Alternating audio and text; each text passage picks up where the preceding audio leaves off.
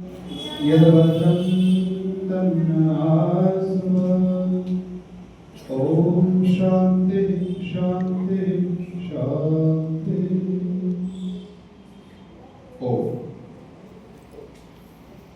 श्रद्धेय आचार्य विद्यापति जी,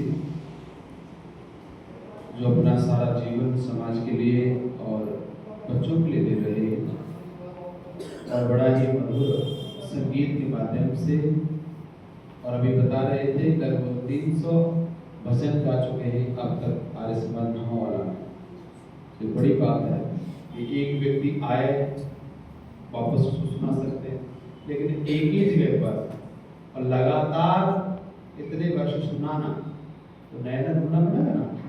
एक विद्यार्थी एक शिक्षक सबको कब तक पढ़ा पाता है? 35 वर्ष, क्योंकि विद्यार्थी बदलते रहते हैं और विद्यार्थी न बदले तो वो पढ़ा नहीं सकता एक ही विषय को 35 वर्ष।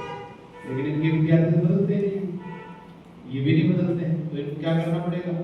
इनको और बेटर विकास करना पड़ेगा। तो इन्होंने 300 भजन आर्य समाज भगवान सुनाए हैं, बड़ी बात है। आर्य समाज के सभी सदस्यगण, हमारे पूजनीय हमारे ज्ञानचंद जी, हमारे मंत्री जी, प्रधान जी, क्षेत्र जी, माता जी, सभी आर्य समाज के अंतरंग सदस्य और बाहर से पधारे सभी इस राष्ट्र के राष्ट्रभक्त और प्यारे बच्चों, खास करके आज का विषय मैं बच्चों के लिए रखूंगा। सब लोग सीधे बैठो, बिल्कुल सीधे, और जिसके पास में कुछ खाने पीने का ना वो खा लो, जितने जल्दी खा सकते हो, मुंह बाहर नहीं चलना चाहिए, ठीक है? निपटा लिए जो भी आपके हाथ में है, दोनों हाथ पकड़ो। हाँ देख, अब खाए खा करेंगे तो ऊपर हाथ चल नीचे कर। अब आप बिल्कुल सीधे बैठ जाओ। थोड़ी सी चर्चा करूंगा, और चर्चा क्या है, प्रवचन तो नहीं करूंगा, एक संवाद जैसा होगा आप सबके साथ में। तो ध्यानपूर्वक सुनेंगे तो उत्तर दे पाएंगे, और ध्यानपूर्वक नहीं सुनेंगे तो उत्तर नहीं दे पाएंगे। बोलो नहीं दे पाएंगे। हाँ, कभी भी किसी को उत्तर देना है तो उसके लिए क्या करना पड़ेगा? ध्यान से सुनना पड़ेगा। अच्छा, कान से सुनना है मन से? मन से। क्या बात, कुछ कान कह रहे कुछ मन कह रहे हैं? दोनों से सुनता ही नहीं आता। कान से नहीं। अगर कान से सुनने होते तो आप टीवी पे बैठे हैं, माने आवाज लगाई, लेकिन आपने नहीं सुना। कान से यानी मन से। तो इसलिए आप क्या कानों से नहीं सुनना, किससे सुनना है? मन से। तो इसलिए फिर सीधे बैठ जाओ, मुंह सही करो और सीधे बैठो, ठीक है? ये आपके लिए बहुत महत्वपूर्ण होगा कि जो मैं आपसे चर्चा करूंगा वो आपकी ही होगी,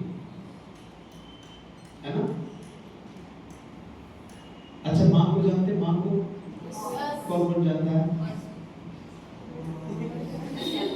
कितनी माँ है आपकी?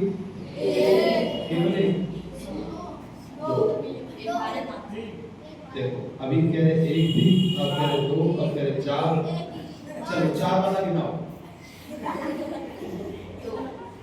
माँ शब्द, और आज माँ पर तो बोलूंगा। माँ कौन है? जन्म देने वाली माँ है। इस भूमि पर बैठे हो ये भी माँ है, वो माता भी माँ है, भारत माता तो है ही, पिता भी माँ है। ये हंसने की बात नहीं, अब सीधे सुनना है। माँ का अर्थ क्या है? माँ का अर्थ केवल कपड़े धोने का नाम नहीं है, खाना बनाने का नाम नहीं है। सीधे सुनिएगा, माँ वो हर चीज है जो आपके ऊपर रक्षा कवच की तरह बैठी है। माँ वो हर चीज है जो आपके विकास में, निर्माण में कार्य करती है। माँ वो है जो आपको छत्र छाया देती है। तो केवल हमारी माँ ही नहीं है, आर्य समाज भी हमारी है ना? आर्य समाज माँ है। हाँ, ये महत्वपूर्ण विषय है, इसलिए बिल्कुल एक को बच्चे को भी देखो, जो सुनेगा ना वही मेरे प्रश्न का उत्तर दे पाएगा। जब पीछे बैठे हो, पीछे सरको, क्यों बार बार उठना पा रहे हो? बिल्कुल सीधे बैठो। अब आप देखिए कि हम पहले अपनी जन्म जात्री जो हमें जन्म देती है उससे शुरुआत करते हैं, ठीक है। फोकस करेंगे और एक एक शब्द को सुनेंगे और एक एक चीज पर ध्यान देंगे। क्या हमारी माँ के साथ में कोई व्यक्ति मारे पीटे लड़ाई करे तो आप क्या करेंगे? एक उत्तर देगा कोई भी, क्या करोगे? बोलो, जोर से बोलो। हाँ सही बात है, कोई बात, हंसना नहीं है, हंसने वाली बात नहीं है। क्या करोगे? तोड़ेंगे, मारेंगे, जो भी अपना सामर्थ्य होगा। आपका सामर्थ्य कम है तो आप कम विरोध करेंगे, आपका सामर्थ्य ज्यादा है तो विरोध। तो आपने जो जिसने जन्म दिया उसके लिए तो आपने कहा तोड़ देंगे फोड़ देंगे। दूसरी माँ, ये भारत माता भी किसकी माँ है? कोई व्यक्ति आपकी माता पर या आपकी माता के ऊपर आरोप लगाए तो आप क्या करेंगे? जैसे अपनी माँ के लिए आप सोचते हैं ना, वैसे ही आपको अपनी भारत माता के लिए सोचना चाहिए। ये माँ हमें जन्म दे देगी, 30 साल 35 साल 40 साल बाद खत्म हो जाएगी, चली जाएगी हमें छोड़ करके। लेकिन भारत माता, आर्य समाज माँ आपको कभी छोड़ने वाली, आपकी भी रक्षा करेगी, आपके आने वाली पीढ़ी की भी रक्षा करेगी। क्योंकि ये चीज तो कभी नहीं नष्ट होने वाली नहीं है। माँ की एक आयु है, कौन सी? जिसने हमें जन्म दिया है, उसे ले जाना है, उसे निश्चित है। लेकिन उस माँ ने हमें ये बता दिया कि किसी भी माँ के साथ में कोई भी व्यक्ति गलत व्यवहार करे तो उसको मुंह तोड़ जवाब देना चाहिए। आपके माथे पर कोई आक्रमण करे और आपके हाथ न उठे तो वो आपके हाथ किसी काम के नहीं है। क्या है? नहीं है। फिर उनके हाथों को क्या करोगे? जो रक्षा के लिए उठे ही नहीं, जो मृत्यु को प्राप्त हो गए। हमारी माँ, हमारी बहन, हमारा भाई, हमारी समाज, हमारी संस्कृति, हमारे वेद, हमारे ऋषि, हमारे ग्रंथ, ये सब हमारी रक्षा के लिए हैं। लेकिन ये तब है जब आप आलसी नहीं है, क्रोधी नहीं है, निष्ठावान है, श्रद्धावान है, पुरुषार्थी है, मेहनती है।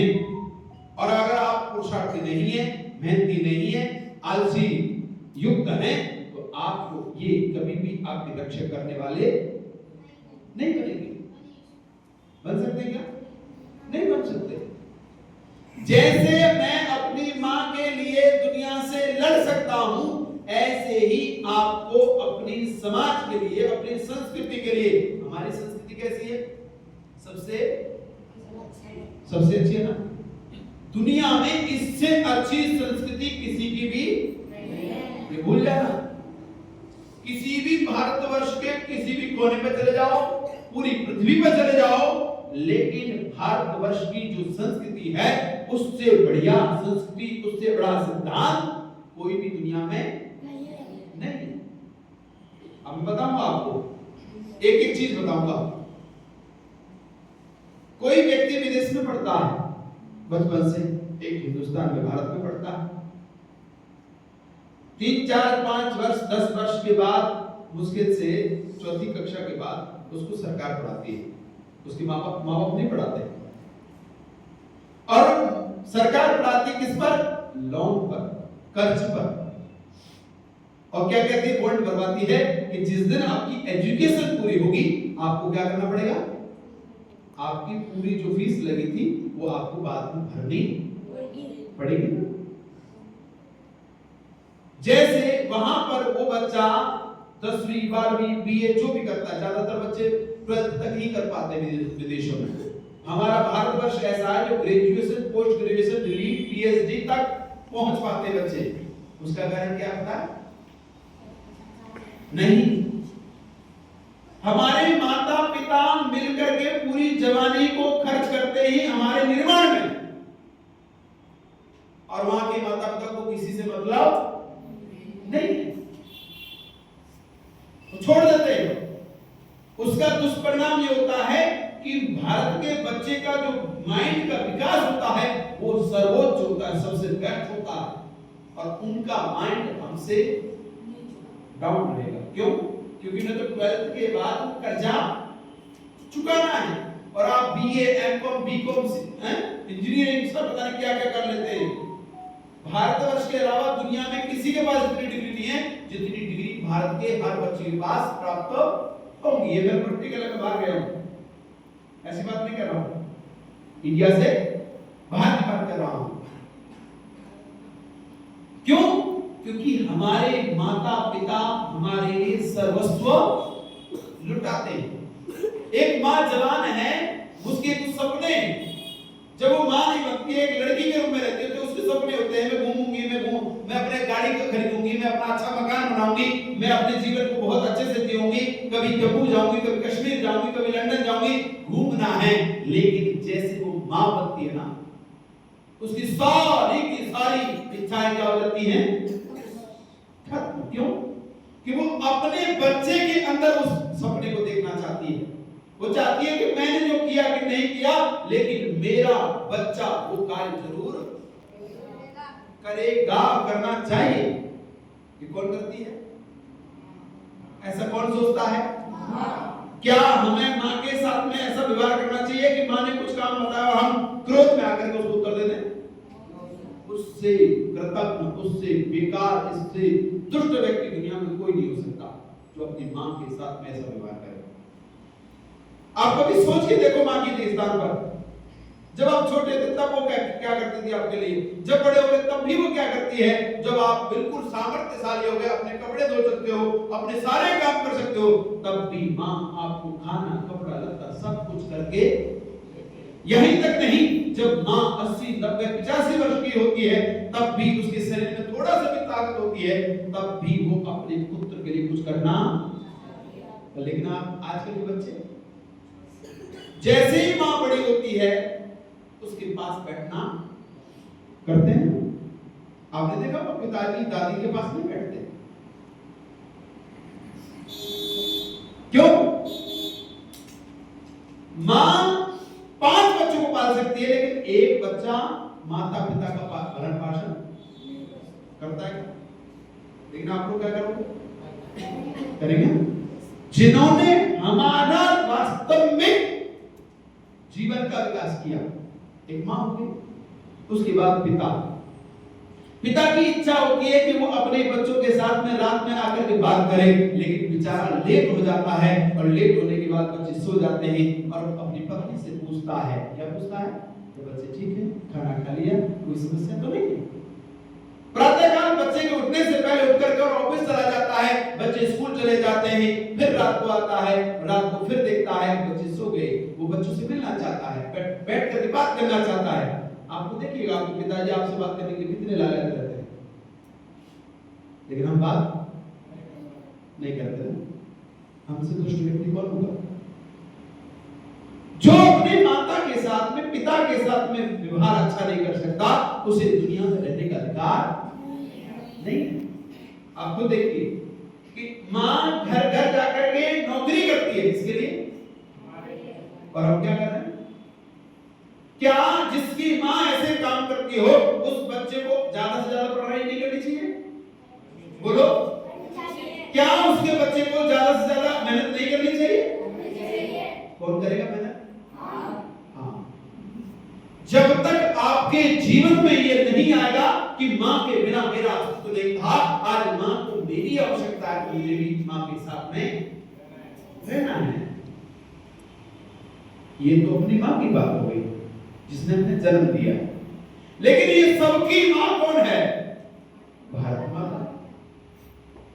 तो केवल हमारा माँ के प्रति कर्तव्य नहीं, माँ के साथ साथ में हमारी भारत माता के प्रति भी कर्तव्य है। क्या आप बड़े हो जाए, नौकरी करने लग जाएं, और आप क्या, आपको कोई व्यक्ति कहेगा इतने पकड़ो, और कोई व्यक्ति गरीब आया और कहता बाबूजी मेरा काम कर दो, आप क्या कहते हैं? पैसे साइड में रखोगे, वो काम होगा। ऐसा करना चाहिए? क्या आपके अंदर फीलिंग नहीं? क्या आपके अंदर ये नहीं पता कि मुझे अपने जैसे मेरी माँ ऐसे है, जैसे इस व्यक्ति ने भी कहीं कहीं इतनी मेहनत की होगी, मुश्किल से इसका काम है, क्या मुझे नहीं करना चाहिए? आज बच्चों के अंदर से भावनाएं खत्म हो गई, और जिस बच्चों के अंदर से भावनाएं खत्म हो गई, उन बच्चों के माता पिता जीते जी मर चुके। केवल वो देखते हैं कि व्यक्ति बच्चा जॉब पर है, बड़े अफसर पर है, तो उसके जब कोई गरीब व्यक्ति आपके पास आकर के कहता है ना, तो क्या कहता है कि बेटा तेरे माता पिता बड़े अच्छे होंगे, तुझे इतना अच्छा बनाया है, और तुम उसके साथ गलत व्यवहार करके देखिएगा, क्या कहेगा कि तुम पैदा होने से पहले क्यों नहीं मर गए थे? किसको को बदनाम कर रहे हैं हम? जिसने हमें जन्म दिया है। एक वो माँ है, दूसरी भारत माता है, तीसरी माँ कौन है? आर्य समाज। क्यों? क्या करती है? एक शरीर का भरण पोषण करती है, एक रहने का निवास देती है, तीसरा काम क्या बढ़ाने का काम है? बुद्धि। क्या बढ़ाने का काम है? और शरीर। इसका सबसे ज्यादा दुनिया में कोई उपदेश करता है या दुनिया में सबसे ज्यादा कोई भूमिका निभाता तो कौन निभाता है? आर्य। ऐसी कोई भी संगठन नहीं है, ऐसी दुनिया में कोई भी ऐसा संगठन नहीं है जो बच्चों के विकास की सोचता हो, जो बच्चों के बुद्धि की सोचता हो, जो बच्चों को सक्सेस करके उनको अच्छे पद पर बैठाने का काम करता हो। कौन है? तो क्या आपको अगर 3 दिन 4 दिन आकर के यहाँ आप एक भी दिन आए तो आप रेडी हुए कि नहीं हुए? आपको पास में आर्य समाज का कर्ज है कि नहीं है? बोलो जोर से, है कि नहीं है? सीधे बैठो,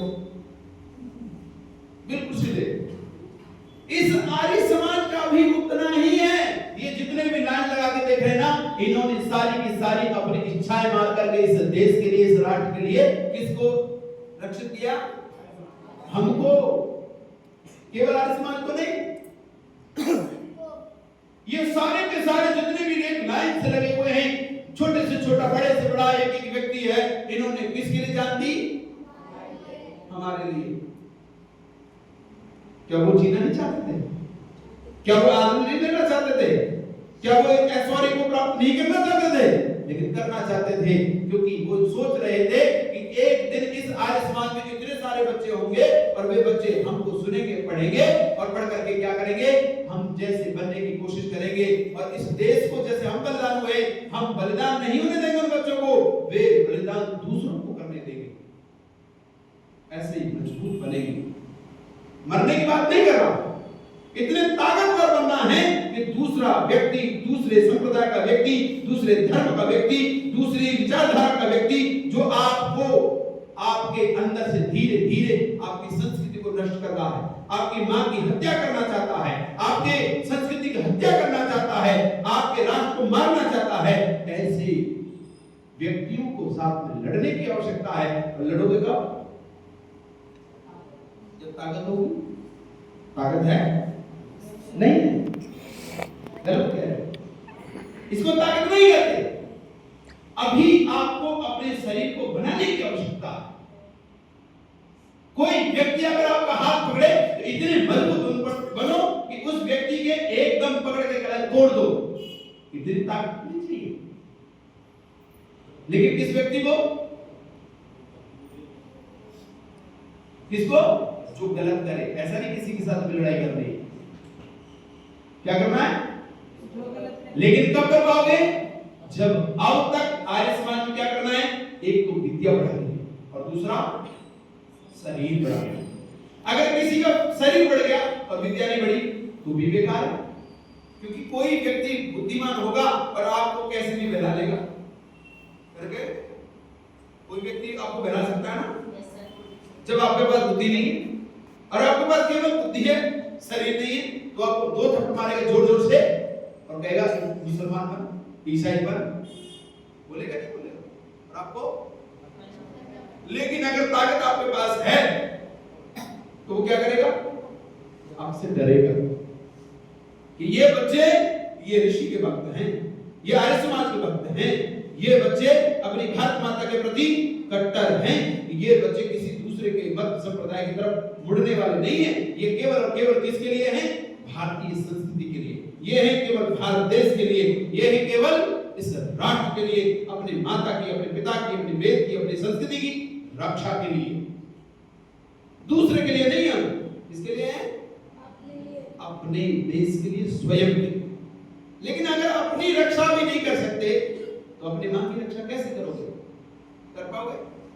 बोलो, जोर से बोलो, नहीं कर सकते। आज दुनिया में उसी व्यक्ति का राज चलता है जो बुद्धि से और शरीर से दोनों से ताकतवर होता है। सीधे बैठो, बिल्कुल सीधे। कौन ताकतवर तो होता है? क्या क्या? बिल्कुल, जिसके पास बुद्धि है, जिसके पास बल है, वही इस देश पर शासन करता है।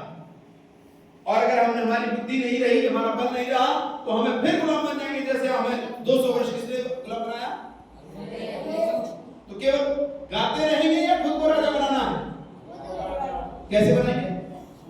ऐसे बनाओगे? बैठे हो, ऐसे करके बनाओगे राजा? सीधे बैठो। आपको ये जीवन में धारण करना पड़ेगा। अच्छा ये बताओ, किस किस बच्चे को अच्छा और श्रेष्ठ और अच्छे पद पर जाना है? कौन कौन बच्चा है जो सबसे आगे बढ़ना चाहता है? सब कुछ कह रहे, आधा जाना है, आधा नहीं जाना। चलो ठीक है, नीचे करो। आपको पता है, जो व्यक्ति ज्यादा विशेष बनना चाहता है, क्या बनना चाहता है? वीआईपी, है ना? तो उसको मेहनत कैसी करनी पड़ती है? बोलो। लेकिन हम बनना चाहते हैं वीआईपी और करना चाहते हैं आराम। तो जब तक अगर वास्तव में अच्छा बनना चाहते हो तो क्या करना पड़ेगा?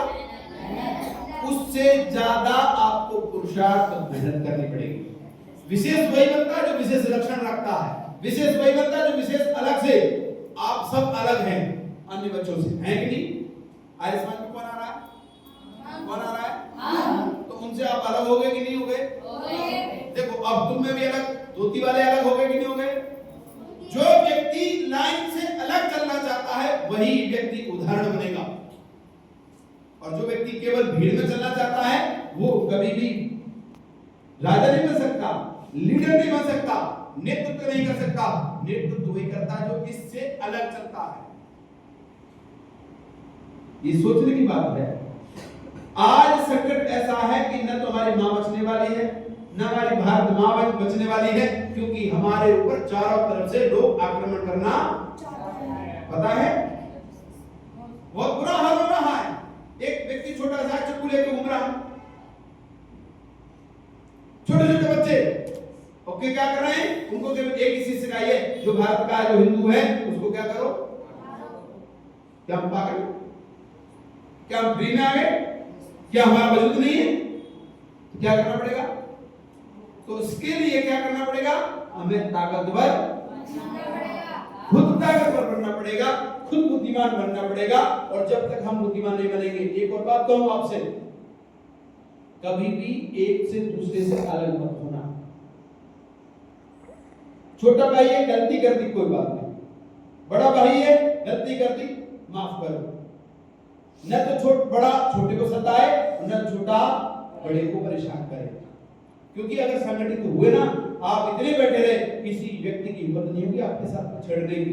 लेकिन जिस दिन उन्हें लग गया कि ये व्यक्ति अलग अलग हो गए, वो व्यक्ति तुमको एक एक करके मारेगा। कैसे? उदाहरण देता हूं। एक 4 लोग थे, ब्राह्मण, वैश्य, शूद्र और क्षत्रिय। हो गए ना 4? ब्राह्मण, क्षत्रिय, वैश्य और शूद्र। 4 जाति के लोग थे, यानी वर्ण के लोग। जाति को आपको वर्ण नहीं समझेंगे। एक खेत में गन्ना खाने गए। कहां गए? गन्ना खाने गए। गन्ना तोड़ लिए, तोड़ करके खाने लगे। आधे गन्ना खा लिए, आधे लेकर के बोले चलो घर लेके चलेंगे। गन्ने का जो किसान था, मालिक था, वो आया। ध्यान से सुनना, सीधे बैठो। गन्ने का मालिक आया और देखा कि 4 लोग हैं। उसने चारों को कहा कि तुमने गन्ना तोड़े?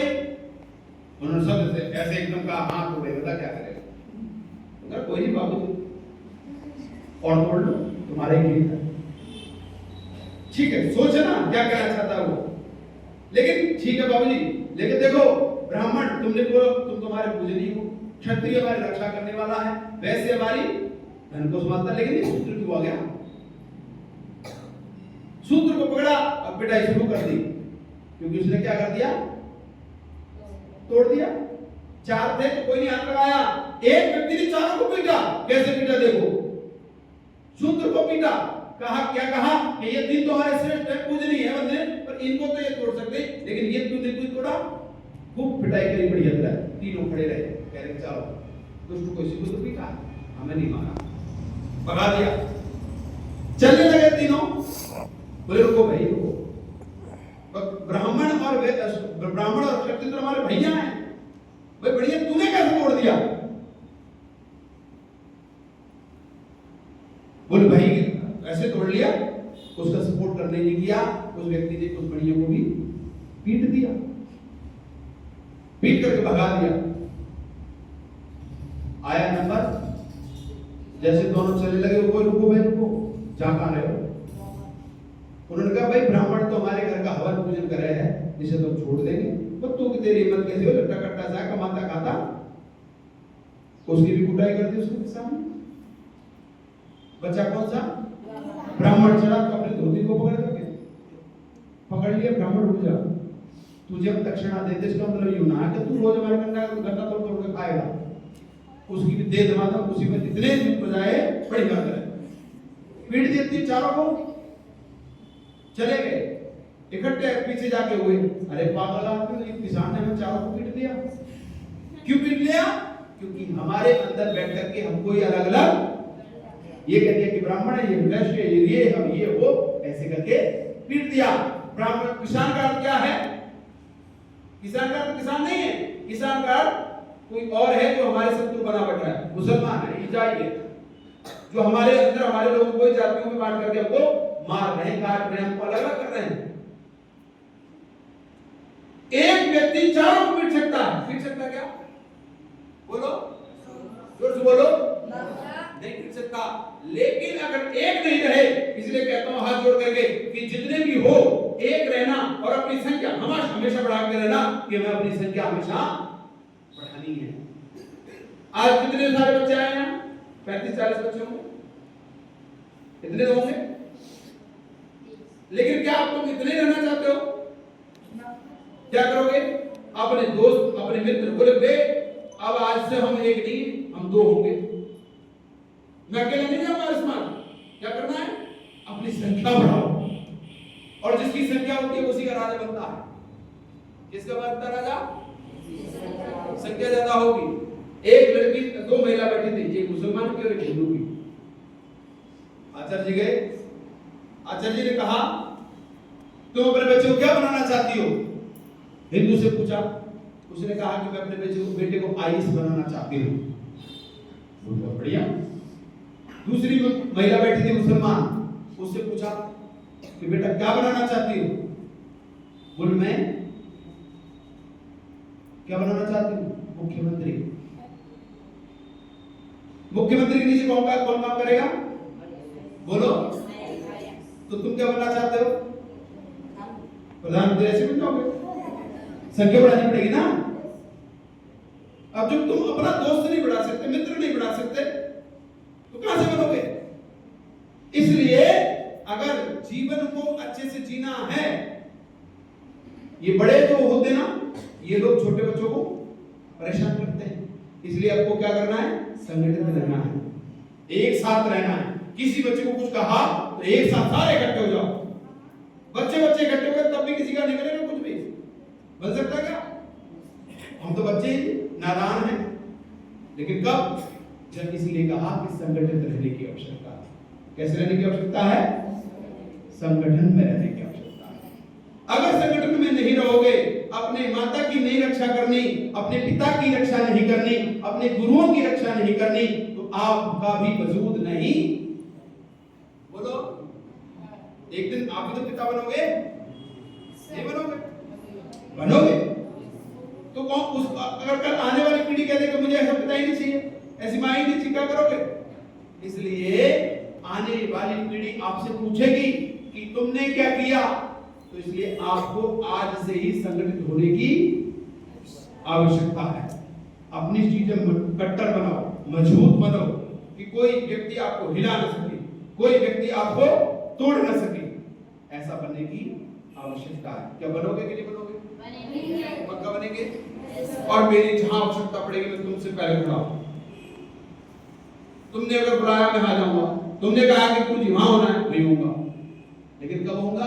जब आप अच्छे से रहेंगे, जब आप अपनी संख्या बढ़ाएंगे। संख्या का बल होता है, इसलिए 30 है ना तो कम से कम 300 बन जाओ। कितने बने? 300। और 300 जिस गली से निकल जाए ना उनकी हवा खराब हो जाएगी, है ना?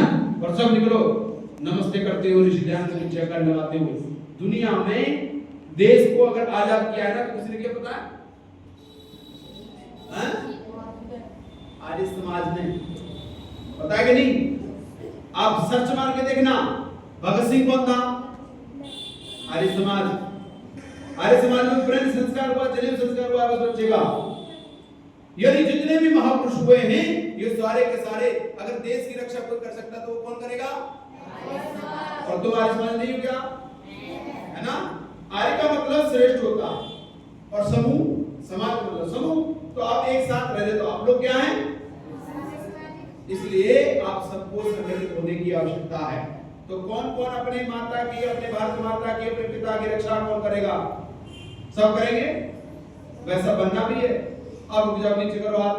कौन कौन व्यक्ति अपनी शरीर की सामर्थ्य बढ़ाएगा? आज से अच्छे से खाओ, डाइट बढ़ाओ, खूब अच्छे खाओ। नॉनवेज तो नहीं खाता कोई सा? कभी नहीं खाना, अब नहीं खाओ, है ना? देखो अब बच्चे थोड़ा सा कह रहा हूं, नॉनवेज खाओगे कुछ समय चलोगे, शुद्ध शाकाहारी बनोगे तो 100 वर्ष जियोगे। आप देख लीजिए आपके शरीर का भोजन क्या है। अच्छा ये तो आप मनुष्य हो या पशु? अब शेर क्या खाता है? मांस खाता है ना। गाय क्या खाती है? घास खाती है। और मनुष्य को क्या खाना चाहिए? क्या खाना चाहिए? अन्न खाना चाहिए। जिसका जैसा शरीर है उसके लिए वैसा ही भोजन है। आपका शरीर कैसा है? आपका शरीर मांस वाला नहीं है। अगर आप मांस खाओगे तो क्या होगे? कैंसर होगा, हार्ट अटैक होगा, बीपी होगा, ये सारी बीमारी जल्दी इस वजह से है। और अगर आप शुद्ध शाकाहारी बनोगे ना तो आपके अंदर इतनी ताकत होगी, इतनी ऊर्जा होगी। नहीं तो आप मांस खाने वाले व्यक्ति को देखो, गंध निकलती है उनके शरीर से, बदबू निकलती, बैठ नहीं सकते। श्रेष्ठ व्यक्ति कभी नहीं करते। आप देखो सारे के सारे भगवान कृष्ण को जानते हो ना, कैसे व्यक्ति थे? राम को जानते हो? क्या ये मांसाहारी थे? तो तुम कैसे भाई? तुम किसकी संतान हो, राम की या मुसलमानों की? हैं? तो आपको राम की संतान बनना क्या करना पड़ेगा? शुद्ध शाकाहार आहार का भोजन करना पड़ेगा। ठीक है? अच्छा सा भोजन करो, अच्छे से रहो, अच्छी विद्या ग्रहण करो, शरीर में ताकत बढ़ाओ और एक रहो। कभी भी नहीं बटना कि ये यो है, ये यो है ना। हम कौन है? हम सब भारतीय हैं। क्या है हम? भारतीय। और भारतीय होने के नाते जब भी किसी को भी लगे तो एक साथ खड़े होना कि नहीं होना? चलिए इतना ही कहकर के वाणी को विराम दूंगा। आप सबका बहुत बहुत धन्यवाद।